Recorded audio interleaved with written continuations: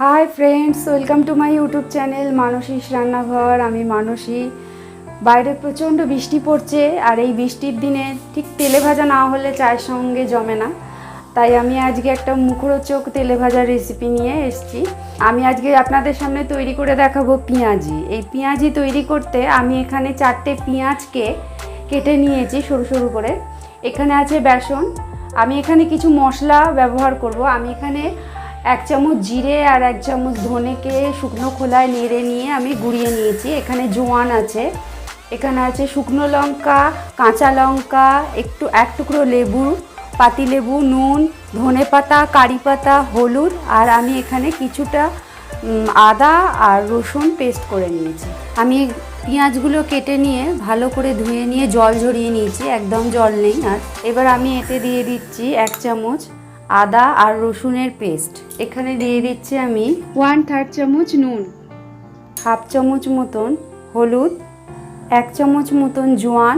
আমি এখানে 2টো কাঁচা লঙ্কা দিয়েছি, 1/2 চামচ মতন গুঁড়ো লঙ্কা, 1 চামচ আমি ওই ভাজা মশলাটা দিচ্ছি, আর এখানে দিচ্ছি কিছুটা ধনে পাতা আর কারি পাতা। আমি এটা দিয়ে আগে পুরো মশলাটা মেখে নেব। এগুলো মাখার পর আমি এখানে আরেকটু লেবুর রস আমি এখানে দিয়ে দিলাম, দিয়ে এটাকে আরও ভালো করে আমি মেখে নেব। এইবার আমি এটাকে 10 মিনিট রেস্টে রেখে দেবো চাপা দিয়ে। আমি এটা 10 মিনিট রেস্টে রেখে দিয়েছিলাম। পেঁয়াজগুলো এই যে দেখুন, আমার পেঁয়াজগুলো পুরো ভিজে ভিজে গেছে। আমি এখানে কোনো রকম জল দিইনি, জল দেবও না। আমি এবার এর মধ্যে দিয়ে দেবো বেসন। বেসনটা আমি খুব অল্প পরিমাণে ব্যবহার করব। প্রথমে 1 চামচ দেব, দিয়ে এটাকে মাখাবো। তারপরে আর 1 চামচ দেব, দিয়ে এখানে আমি মাখিয়ে নেব।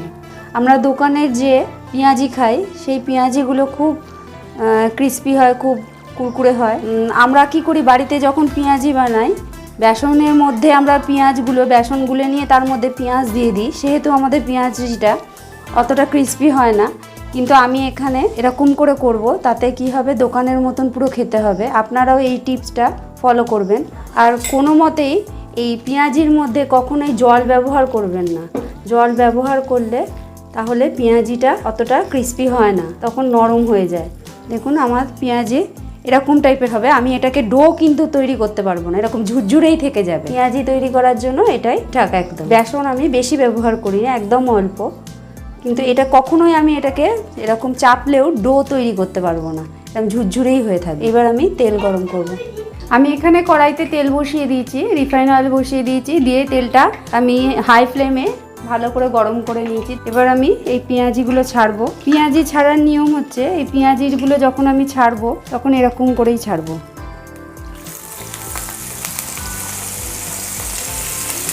এটা আমি লো টু মিডিয়াম ফ্লেমে ভাজবো। আমার একটা পিঠ হয়ে গেছে পেঁয়াজি, আমি আস্তে আস্তে এগুলো উল্টে দিচ্ছি।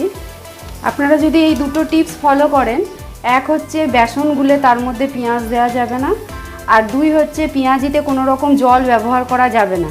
এই দুটো টিপস যদি আপনারা ফলো করেন, তাহলে আপনারাও এরকম দোকানের মতনই খাস্তা, মানে খুবই ক্রিস্পি এরকম পেঁয়াজি বাড়িতেই বানাতে পারবেন।